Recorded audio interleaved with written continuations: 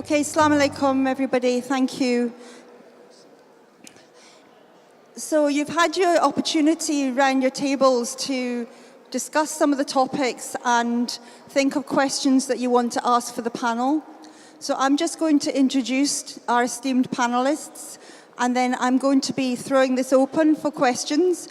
It's short questions, not comments or speeches. And I'm going to ask for 3 questions at a time in order that we can get through quite a number, and then I'll put them to the panel members. Panel members don't have to answer every question, just the ones that they have the expertise on. But I will just start by introducing our panel members. Could people please be quiet? I'm being told to ask you to. Yeah, thank you. So on my immediate right, we have Suzanne Miller from the Health and Social Care Partnership, as it's now called. Suzanne became the Assistant Director for Social Work Services in Glasgow in 2012, and more recently in 2014 took on the role of Chief Officer for Planning, Strategy and Commissioning for Glasgow City Health and Social Care Partnership, and is still the Chief Social Work Officer for Glasgow City. I'm not going to get a lot more detail because I know we're short on time, but I'm sure as she answers questions, Suzanne can tell more. Sitting next to Suzanne, we have Shaheen Baba, who I'm sure is known to very many people, who's had 22 years, I'm amazed, service in the police, born and brought up in Glasgow, studied at Strathclyde University, has a BA in economics and law, and he's currently, says the words, he's Chief Inspector in the Safer Communities Department, and he's been working there for a number of years, involved with the community engagement, race, faith and belief, hate crimes, internet dangers, and counter-extremism and radicalisation. So those are the kind of questions to be asking him. Dr. Shamali has already been introduced to you, so I'm not going to repeat that, but as we know, he's an esteemed scholar. So any kind of scholarly questions are to be passed, I've been told to be passed to him. However, we also have Sheikh Rehan Raza Al-Azari, who's a public speaker and an Islamic scholar as well. And he's studied in Pakistan, Syria and Egypt. Has a double master's in Arabic language and Islamic studies and millions of other qualifications. But he's a young man who knows the Scottish context, so he's able to talk very much from that perspective.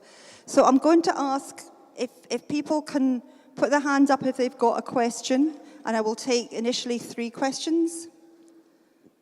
So we've got an esteemed panel, so we need some questions. All right. Oh, yes. Oh, yeah. Take the red one. Yep.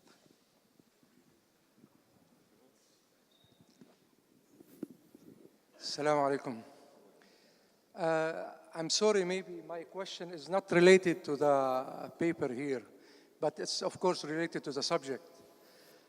Haneen inspired me by her film about the children in the area there.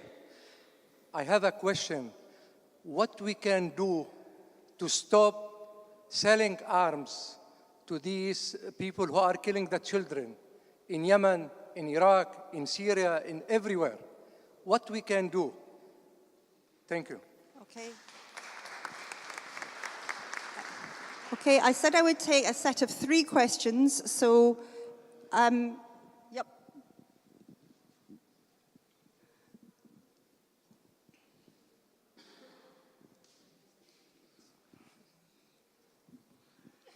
Assalamu alaikum. I'm a football coach, and I think my worst project is cover all the area. I wonder, my question is from the gentleman from right side. Is there any alternative for the children who are suffering from radicalism in Glasgow? Because as far as I know, they need to pay money if they want to get involved in a sport. So if we want to stop the children to not join to the radicalism group, is there any alternative and any way police can advise us, please? Can I just check, are you saying that, are you looking for information about alternative free activities for young people? Well, I might be able to answer a bit of that as well. But, okay, and is there a third question? Or will we just start? Yeah, okay, great, thank you. Hi there, Nathan Tyler, editor of STV News out of Glasgow here. I just want to know from the panel's experience, are the media doing the right thing at the moment? And what can the media do to help? Thank you. So we have 3 questions. One is about what we can do to stop selling arms to people who then kill children, basically. The second one is around alternatives that keep our young people from radicalism, and particularly around affordable services. And the third one from STV is around, are the media doing the right thing, or what better can they do? Can I ask if there's any volunteers to start on that? Bismillah ar-Rahman ar-Rahim. A very valid question by our respected brothers. I think we have to obviously raise our voice against injustice, as the First Minister mentioned, but also at the same time, governments have to pull their act together, because at one time we've heard, you know, after 9/11, a war against terror. Now this war against terror, unfortunately, has spread terrorism further rather than actually addressing the issue of terrorism. We see that after that, we see what happened in Libya, Iraq, Syria, Yemen, and Burma as well, and Kashmir, and Palestine, what's been happening there. I think the international community has to step up, and they have to, make the necessary steps in order to bring a stop. Because if we are not going to do this, this will provide a psychological platform for young people to be radicalized, to be giving them the narrative of them against us. And it makes life difficult for myself and obviously for other scholars to actually address the issue of radicalization when young people, through social media, get to see everything what's happening in Palestine, what they see in Burma, what they see in Kashmir and Yemen, and all across the world where people are suffering. But yet there's a complete international silence by the international community, whether they're Muslim countries or non-Muslim countries. But if we are to really address the issue of radicalization, then the international community has to step up and stop selling arms to those countries that are violating human rights. And also the UN, the United Nations has to play its role, not just to issue reports and publicize reports, but they have to take practical measures in order to bring a stop. I hope that answers your question. Thank you. And can I now pass to Shaheen Baba? Good evening. Thanks very much for the question from, obviously, the football coach. The issue of radicalisation is obviously in the minds of many people in this room and others in our communities as well. So first of all, we need to discuss what radicalisation we are talking about. We're talking about extreme radicalisation, the influence that current events are happening on young people, especially, and many other age groups as well. It's an issue that's been going on for a number of years. It's been going on for a long time. It's what radicalisation, the extreme radicalisation, is affecting our communities today. Issues that lead to terrorist acts that happened in the last 6-8 months in England, for example, Manchester, London, recently in New York a couple of days ago. All these issues are on our minds. Many complexities around these issues, many reasons, many issues around why an individual becomes radicalized. Is it mental health? Is it education? Lack of? Too much? Is it poverty? Is it grievance? Is it wars? A number of reasons, and each case, in my belief, has its own reasons. There is no set standard radicalization process. Now, solutions to what we are seeing, well, what you're doing, the football coaching for young people, you're giving the alternative, not so the alternative, but the reality, the mainstream, Islamic education, conferences like these, increased community cohesion, community relations, interfaith and intrafaith. The young people need to see that positivity in our communities, in all communities. Sheikh Rehan has mentioned the war on terror and 9/11, and since then, whatever the reasons are, whatever views one has, we have to admit that in the past so many years there has been a lot of negativity in society. Touching on the question on media as well, it's media reports mostly negative. Young people have been brought up in that environment over the number of years. That all adds to that negativity around our society. The vulnerable individuals within that group are the ones that they get sucked into extremist radicalisation of many kinds. And this is not Islamist jihadi radicalisation we're talking about as well. I'm talking about the far right as well and other Northern Irish related issues as well. Society has moved on. We just need to catch up. It's been mentioned earlier on, social media, internet, the dangers of the internet. Young people are born in the internet age, so they don't know anything different. It's just part of their life. That's a solution. We all need to work in our own areas of business, accepting that the internet will be a danger. Media as well, realising that they do have a part to play, and that's answering the third question as well. They do. I have a great respect for many journalists. There's a lot of good journalism out there. However, sensationalised topics or sensationalised headlines are the ones that do get the first coverage, but it's something that we need to keep in mind as well. But really, to answer your question, we need a lot more community activities, community engagement, community cohesion.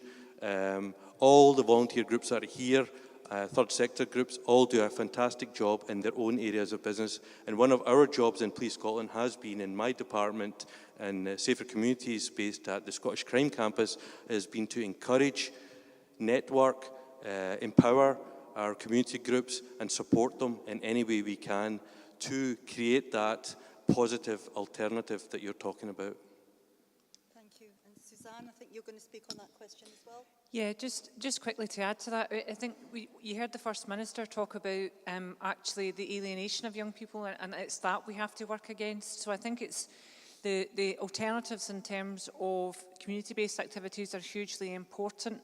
And there's a number of community, I can talk from a Glasgow perspective, I've worked here all my life. There's a number of community-based organisations already working in our city. And in my experience of working with young people, particularly young people who are, have come to our country as asylum seekers or unaccompanied asylum seeking children, is actually to work on that alienation. So it's been treated with respect and dignity and seeing a place for yourself within our society in Scotland, in Glasgow, that makes a difference. So it is activity, but it's also a sense of belonging and welcome that I think is really important. Bulwark really against the threat of radicalisation. And I just wanted to touch Faraya on the other question in terms of media. My genuine experience, particularly in Glasgow, has been that we have a supportive media. We maybe need a bit more of a sophisticated debate with colleagues in the media about what is helpful, because there are points where I would absolutely agree with colleagues from Police Scotland that some of the sensationalising of some of the stories is not helpful, but genuinely have found when we've had honest conversations with the media, so particularly about an example last year where we managed to offer support to 19 young women from the Calais camps when they were closed. The initial reaction from the media was, tell us more about when are they coming, where are they coming, and we had an honest conversation which was, you guys need to let us do this, and you need to let us welcome these young women and allow them to feel safe, not follow us from the airport, which had previously happened, and not try and find out about their story until they're ready to tell their story. And we got a really good response from the media in relation to that, a really responsible response. So I think it's that dialogue we need to get into, and there is a level of sophistication about that that would be really useful, but I have also experienced. So I can touch on the question. Sheikh Shamali is wanting to speak on the first question. With respect to selling arms, I was thinking maybe we can have something very practical and hopefully it can stop many problems.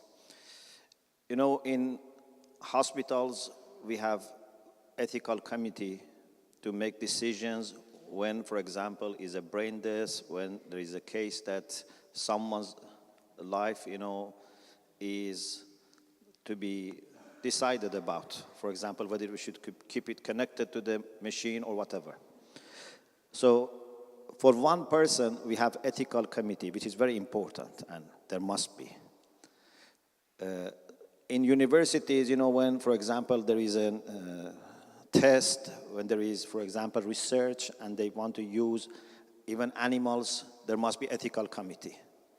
So I wonder why, for selling arms, there is no need to have ethical committee. Why only politicians can make decision, or, for example, you know, people who produce arms can make decisions. So my suggestion is that in every transaction of selling arms, there must be an ethical committee, some politicians, but some ethicists, some human rights activists, some people who have passion for peace should be in that ethical committee and see whether selling these arms is just for finance or it's going to help peace and security of the world and the life of innocent children. So I think it's very important. And with respect to media also, I think no doubt we have some responsible and good media, but I think maybe we can have this humble request from media to revise a little bit this, you know, principle that good news is no news. Unfortunately, I think we don't hear that much good news. For example, something like this is hardly watched or seen on mainstream media. But if just 2, 3 of us were fighting, we were everywhere. So why we cannot have such commitment as an act of charity that 20% of coverage would be given to spreading good news? People who do charity, people who speak, who try to stop violence. Lots of good things that our youths do. Why we should not have, you know, that covered? You know, if you have a mission or, you know, ideology and you want to promote, certainly you look for publicity. And you would be very happy if people give you free publicity, and you would be happier if they exaggerate your work. Nowadays, radicals receive this from media. They have free publicity, and actually media exaggerates what they do. No one receives that benefit from media like radicals. So my request is, if we know the significance of good news, and for sure there are lots of good things happening, and if we can change the atmosphere and the mindset of people, then we would have more and more good news than bad news. Yeah, just to touch on what Nathan said. In terms of media, yes, media has fueled Islamophobia. It has, as Dr. Shumali said, that it's given free advertisement to the radicals. And the point I want to make here is that there's a talk going around that young Muslims are being radicalized. Yes, there is radicalization. We cannot hide that. It does take place. And we've seen that according to government stats, around about 750 young people have traveled to these conflict zones, joined these terrorist organizations. But I would like to draw attention to another aspect, and that's particularly to do with the media and social media as well, is the constant non-Muslim radicalization that's taking place. Because what we see when negative portrayal of Islam goes out through media or through social media platforms, this young people, they get to view this. And this paints or draws a picture of Islam or Muslims in terms of negative portrayal of Muslims, and they will naturally become Islamophobic. Why? Because the environment they're growing up in. And in the next few years, in 10 to 15 years, these are the same young people that will be going into politics and police and many other, professional fields. If we are not going to tackle this problem today, then our future does not look bright. So we have to look at both sides, the far right and as well as young Muslims being radicalized, because Islamophobia and extremism go hand in hand. If we want to defeat extremism, then we have to also defeat Islamophobia.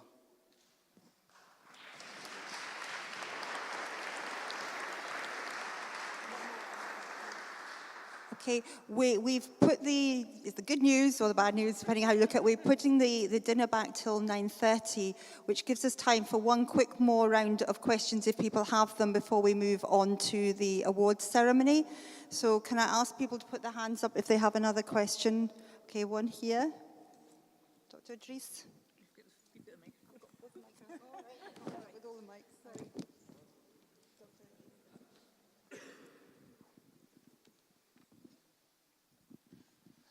Thank you very much. Assalamu alaikum warahmatullah.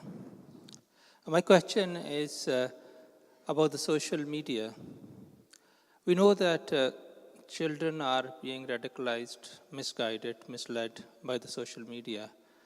But the number of news, the false news, propaganda, false preaching about Islam and other religions is going on.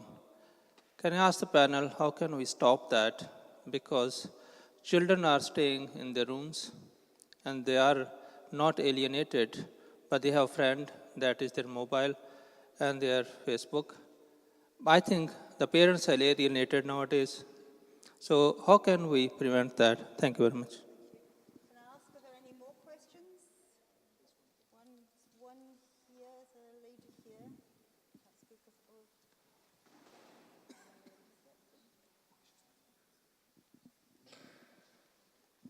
Hi, my name is Ahlam. I'm from United Nations in Scotland. We work with the families and young people. If we say if a child is radicalized, that means it's the end, it's nearly the end. You can't do much about it. But how to prevent it, that is the point. It's often coming from homes, because when I talk to young people, and often they say, I love my parents, but they don't understand me. They completely feel they are so different from their parents, because their parents were not able to provide full understanding toward their young children. I would say parents need support with their parenting. Their parenting needs to be fitting into new society and into new culture as well. So I would say also parents need to be supported to prevent radicalization. Okay, thank you. Do we have one more question? Okay, over there.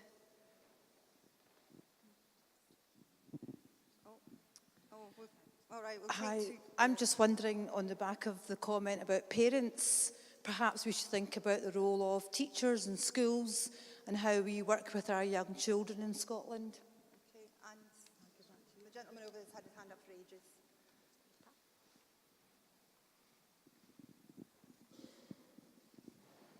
I'm sorry, we can't take any more questions. Sorry, just one question and one suggestion. The question is that if it's possible to increase such kind of meeting and to let the media to make it more public, because I think the more we have such a nice meeting with other communities within the Scottish government, it is very good, because that will raise awareness and education and learning about each other's cultures, and we can understand each other's better. Because I think the main lack thing we have is we are not aware of what's going on, to learn the prevention, which is better than curing. And the request is that about the Scottish education system, I was wondering if there is any chance to unite it as a one umbrella, because I understand, I've been living here for 11 years. For example, when you move from school to school, you cannot, because they have you have to be on your area, like a different council. And then there is some problem with, I think, teachers. There are not enough teachers, and there is a lack. Sorry, can you speed up your question? Yeah, just to see the private school are doing much better than government school. My suggestion is to improve the system, to make it all under one system and not private, like everyone is different. Thank you. I will that one last question, and this is very much the last question. So, Zarina, it's the lady with the bright hair. It's lovely. I was wondering, how far are we seeking to include the voices of children? Because we're standing here talking about children, and I just wonder, we're talking about them being plugged into social media, but that's an area where they have a voice, and I feel like their voice isn't included here, and we're talking about them. Okay. Thank you. Okay. Fine. Fair point. Okay, so we had a couple of questions around radicalisation, including some issues around parenting. We had, I can't even read my own writing here now, we had stuff about the role of teachers. I'm trying to learn Arabic and I can't even read my English, let alone my Arabic. A number of things around schools and teaching, and a very good point about, we're talking about children and young people. What about the voices of children and young people? There are quite a lot of young people here, but children, no. But I'm going to ask the panelists just to speak quite quickly on this because we're nearly out of time. So we'll start with yourself. Maybe we can just work along the panel, if that's okay. Okay, no, thank you. A couple of questions I'll just be able to speak about. Dr. Idris asking about social media and mainly the fake news that's on media. First of all, in my view, we have to accept that the internet is here to stay. Social media is growing and there's more apps and more other functions that are going to develop as we go forward. So we also have to accept that it's not an area that's easy to police unless people report issues. So for example, if there's hate crime, hate incidents, promotion of anti-Semitism or Islamophobia, then we need to know, we need the public to report it, along with our partners like the Crown Office and Scottish Government. There's a lot of work that's going on to improve our understanding and our policing of such incidents and reporting. But over and above that, the internet is vast. Millions and billions of comments are made on a daily basis. We can't protect our children unless we educate them.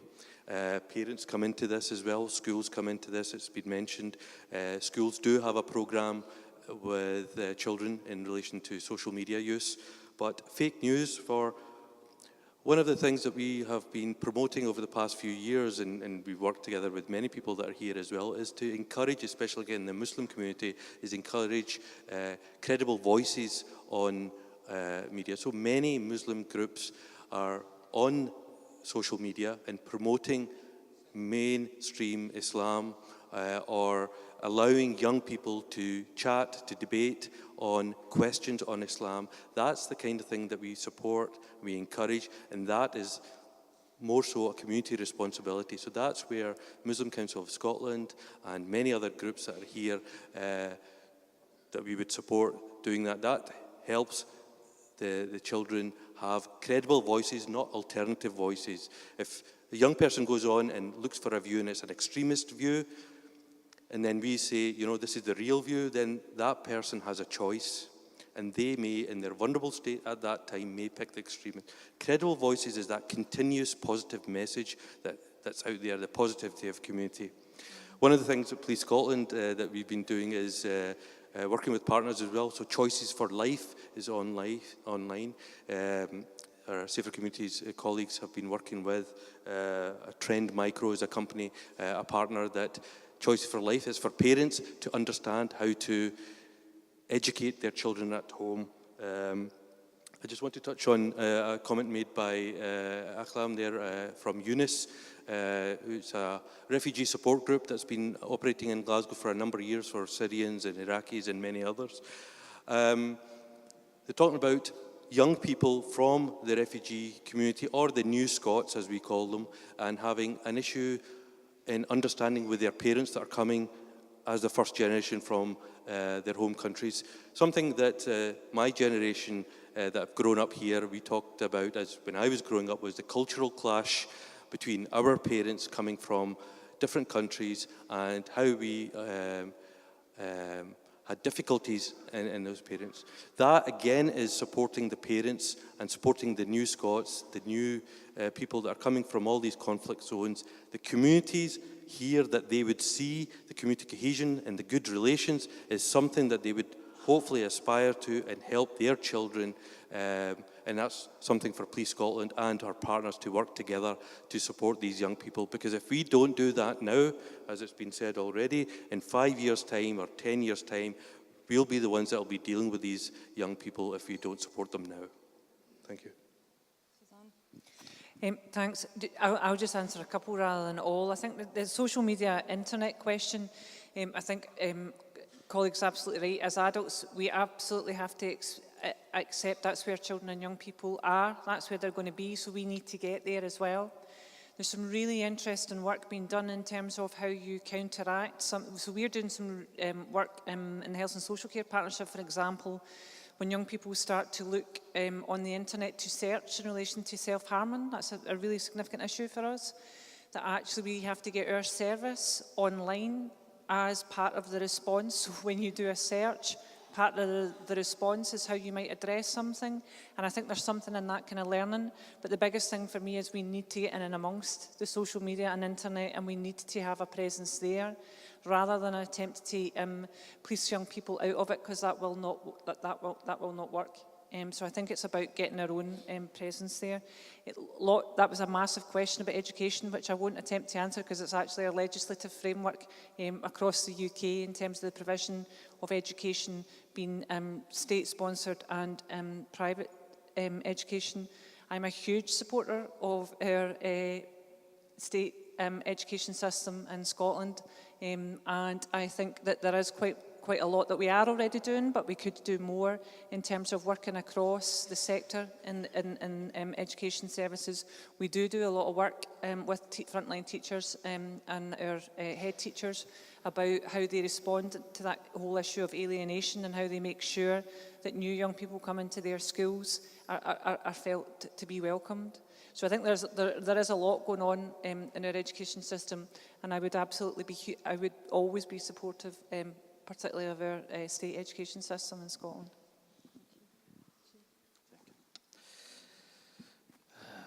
I like to emphasize on the role of family and community. I think we cannot have secure and reliable setting for children unless we have strong families. And for having strong families, we also need strong communities. Anything that would weaken family, I think we need to take it seriously. It's like a war against humanity if our families are breaking down. Or if we intervene in family and parent-children relation and do not let the respect and the position of the parents remain as it should be. And unfortunately, what happens today many times is that family has become very superficial, unfortunately. Some people think that family means just to live under one roof. This is not family. Sometimes I say that it seems that people are like just cars parked next to each other. But if everyone is busy with his own gadget, everyone is eating his meal or her meal separately, hardly they have productive time together. So we need to invest on family life, promote family, and help parents to look after their children better. And as parents, for sure, we don't want our children to be fed by everyone. We don't want our children to spend their time with everyone. We have things to observe. It seems that now social media is making children, unfortunately, vulnerable and exposed. You don't know who is feeding mind and heart of your children, with whom they are spending more productive time than the family members. So we have to do something. I think I have been trying to ask and listen to many different communities, different faith groups, to see what we can do together. I think it's a learning stage for us, and the things are fast, changing, and we are not prepared for this new stage of our social and interpersonal relations being so rapidly affected by the advancement of information technology. If we want to remain with a strong personal, interpersonal relations, family life, community life, we have to work on this seriously and do not let just advancement of technology changes our relations. And then as parents, sometimes you are forced by the pressure coming from the society to buy the latest gadget, to give everything, to your children. Even, for example, in the schools, some of the things they do is encourages them to use these things for education. The barriers disappear. So we have to be very careful. Social media is very important, very useful, but in what age and how we should introduce it to the children is, I think, a big thing for all of us to think. And again, I want to emphasize on family. I think without family, we are not going to survive. I'll keep it brief. In terms of social media, yes, social media has taken over the lives of parents, some of the parents, especially my generation, and the young people. And I see that, as Sheikh Shumali said, I came across a new term, and that's known as social media orphans. Now, this is something that, parents of especially our generation, they are too busy on their social media life that they forget the responsibility towards their children. And the best way forward is to actually educate yourselves. The schools are doing this, and I think the faith groups and religious institutions should also incorporate this to how to be safe and ethical while using social media. Because if we are not going to educate our future generation, then they will be exposed to many risks, which have been mentioned, like from radicalisation, child sex exploitation, cyberbullying, and many other aspects. So I think education is the way forward. We should collectively educate ourselves on how to ethically and safely use social media. Thank you. Thank you. We're just going to have a very quick 20-second input from a representative of the Scottish Youth Parliament, which is partly in response to the fact that young people haven't had a voice, which was the last question. So please, brother, go ahead. Okay. Assalamu alaikum, everyone. So I'm Akil Ahmed. I used to be a member of the Scottish Youth Parliament. I'm still involved in some way, shape or form. Just to let you all know that the Scottish Youth Parliament's campaign currently is on young people's rights, and we're calling for the UNCRC to be incorporated into Scots law. To find out more information, you can go into syp.org.uk, and we would love to hear from you guys and to get your views on our campaign as well. There's lots of information and resources on our website, so do have a look. So it's syp.org.uk. And the Youth Parliament, of course, is a national youth voice of young people all across Scotland, aged from 12 to 25, right across Scotland. So hopefully that will be helpful to you guys. Thank you. Jazakallah for that. Thank you. I'm actually going to do a wee plug for something as well and abuse my position here as chair of the panel. On people's tables, I think most of you will find there's some information about hate crime. It's very topical because at the moment, Lord Brackadale has been asked to do a review of the hate crime law. The deadline for responses to that is the 23rd of November. So I just wanted to bring that to people's attention. If people feel there's things that can be improved in the way that the Scottish legislation on hate crime sits at the moment, this is the opportunity. I was at a session this morning.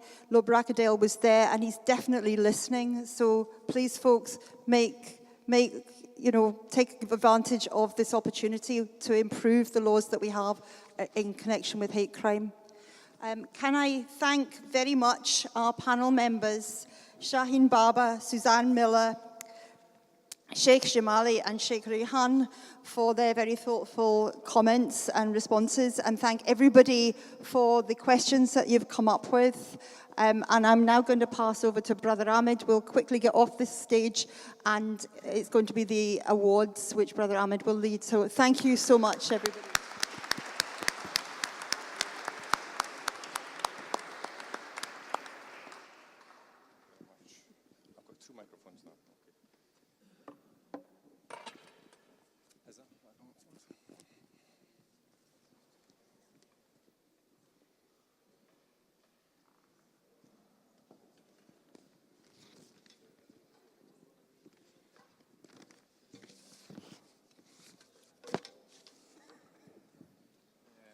Can you come up just a second?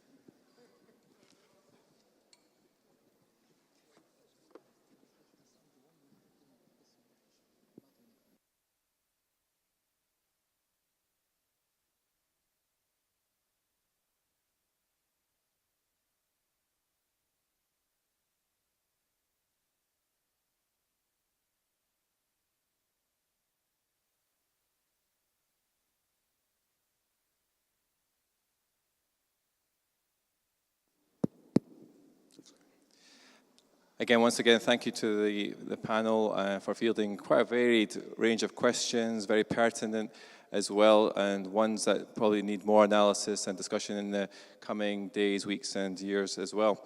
As part of every conference that we do, we like to mark on outstanding achievements made in the community, and we feel befitting of this is by presenting awards. We have 2 awards to present today. One we titled our Lifetime Achievement Award, and one specifically for work with young people.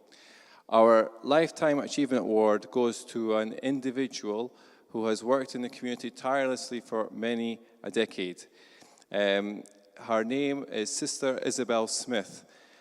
Isabel obtained a BA Honours degree in Religious Studies and Education and a postgraduate Master's degree in Women in Religion from Lancaster University. Isabel has taught for over 20 years in the Religious Education Department of St. Andrew's College of Education, which prepared teachers for the Catholic school system in Scotland.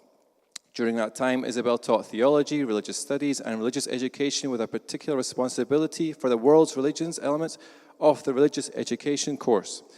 She has a long experience of interfaith work, having been a member of the Glasgow Sharing of Faiths group for 30 years. She worked with the Interfaith Network for the UK to investigate the possibility of a Scottish network and became the secretary to the Scottish Interfaith Consultative Group that we have today, and then founding secretary, director, and CEO of the Scottish Interfaith Council, now known as Interfaith Scotland. She has served on a variety of interfaith and religious education bodies, including the Church's Agency for Interfaith Relations in Scotland and the UK Interfaith Network in Scotland. She has served as Secretary and Chair of the Religious Education Movement in Scotland and edited the Journal of the Scottish Working Party on Religions of the World in Education. She's also been an honorary lecturer in the Centre for Interfaith Studies at Glasgow University, having co-taught the Master's degree in Interfaith Religions for the 10 years of its existence. At present, she is Secretary of the Scottish Bishops' Committee for Interreligious Dialogue, Secretary of the West of Scotland Council for Christians and Jews, Co-Chair of the CCJ Advisory Board, and member of the UK Church's Committee for Interreligious Relations. In 2007, Sister Isabel was awarded an OBE for her work in interfaith relations. If I can just add as well, I again have worked with Sister Isabel, and what you can get is her infectious enthusiasm that portrays from every vein of her body. Now, as is sometimes usual in these sort of events with awards, she is actually not present with us today. She is actually on a travel expedition. So if we would kindly ask Marlene Finlayson to come towards the panel, and Sheikh Shumali will be giving the award on your behalf. If we can have a round of applause, please, for Sister Isabel Smith.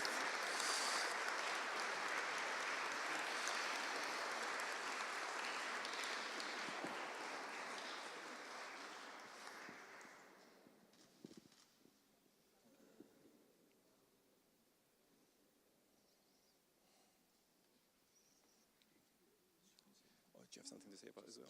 Just a word on Isabel, if you could.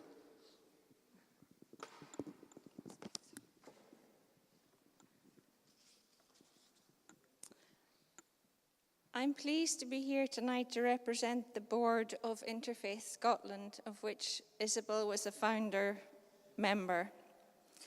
And I'll carry back a report about the conversations and challenges that we have shared. I'm glad to be able to accept the award on behalf of Sister Isabel. I am one of the many students who were inspired by her teaching at the University of Glasgow. And she will be honoured that her work has been recognised in this way.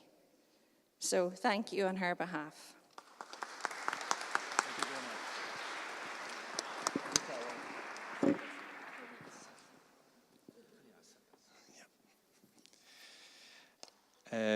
And finally, we are award for what we called the title Child's Right Award.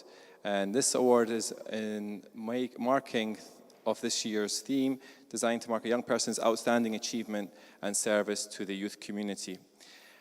This award is for Mohammed Omar. Mohammed is the Policy and Development Officer at the Mental Health Foundation. He leads a national mental health project which aims to address the lack of refugee voices at policy and strategic level. In the past, Mohammed was very key in designing and developing Interfaith Glasgow Weekends Club, an interfaith initiative which tackles social isolation and promotes refugees' social integration in Scotland.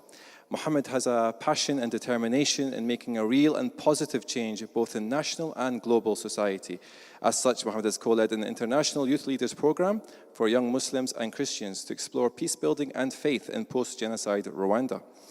In addition, Mohammed is on a European trainer program with the ultimate task to design a toolkit in 2019, which will help identify, manage and transform hate speech into the youth setting. Mohammed is a fellow of the Royal Society of Arts and a board member at the Scottish Refugee Council. On presenting this award, we're delighted to have Bob Bruce, Major General of the Army, here to present. If Mohammed Omar could please come to the stage with a big round of applause from everyone. Congratulations. Well done. Congratulations.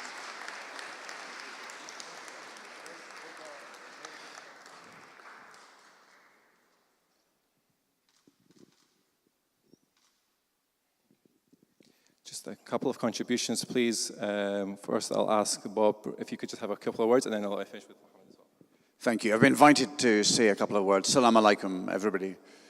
You might find it a little odd that in a conference that has the central theme of peace, that a soldier is standing before you. But I don't find it odd. I find it absolutely natural. Conflict, as we have been reminded so powerfully this evening, is an utterly abhorrent business. And I would say that nobody understands that quite as well as those people whose business it is to fight, and those poor souls who are caught up in conflict. The truth seems to be that everybody wants peace, but so many people are prepared to fight the most dreadful wars to get it.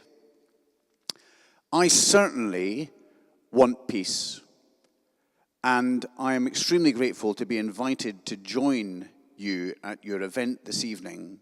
One of the other themes is of understanding, to allow me to understand the views of the room, to understand better the themes of the conference, but also to demonstrate the military in Scotland's commitment to those themes. We simply have to reflect the society that we are charged with defending. And these sorts of engagements, from my perspective, are hugely important in helping us to work to gain the respect of all elements of that society. Thank you.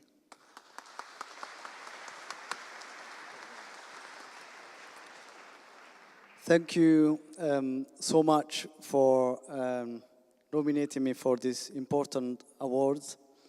And I'm really humbled and to share and to celebrate Peace and Unity Conference with you all this evening.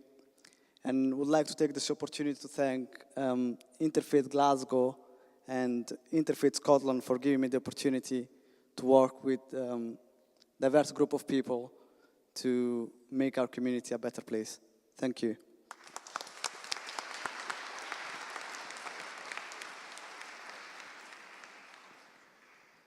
Thank you very much to all, and congratulations to all those that have received the award.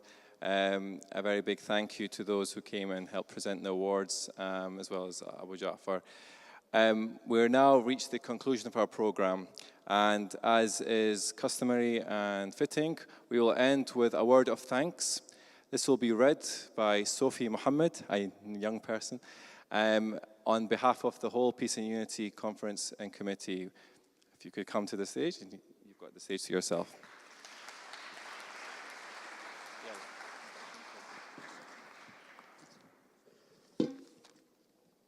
Good evening, ladies and gentlemen, honoured guests. Assalamu alaikum. Peace be upon you. I hope you are all having a wonderful evening. I would like to take this moment to say how blessed I feel for being selected to stand here amongst you all and to be given the opportunity to give a word of thanks tonight. Before I go on to graciously thank everyone for their contributions, I want to first thank God Almighty, who ultimately facilitated this event with His will. I hope we have fulfilled the theme and request forgiveness if we have wronged anyone.